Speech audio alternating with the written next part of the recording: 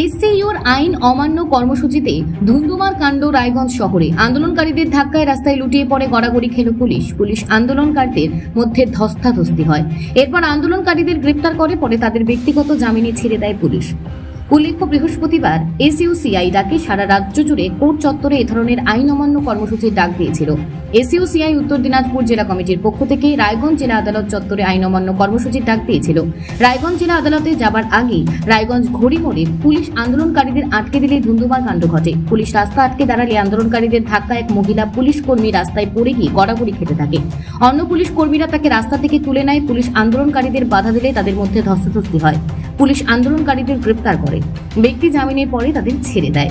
এ বিষয়ে এসইউসিআই জেলা সম্পাদক দুলাল রাজবংশী জানান, আজকে আমাদের এই আইন অমান্য কর্মসূচি যে দেশের যে প্রিভেইলিং যে আইন যে শিক্ষা স্বাস্থ্য প্রতিষ্ঠানে কর্মরত অবস্থায় ডাক্তার অভয়া খুন হয়ে যায়, তার বিচার পাওয়া যায় না, তার বিরুদ্ধে আমাদের আইন ভঙ্গ করছি।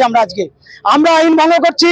আজকে মাধ্যমিক উচ্চ মাধ্যমিক পরীক্ষা তুলে দিচ্ছে, জাতীয় শিক্ষানীতির মাধ্যমে গরিব মানুষের মেহনতি মানুষের শিক্ষাকে কেড়ে নিচ্ছে, তার বিরুদ্ধে আমাদের আইন অমান্য।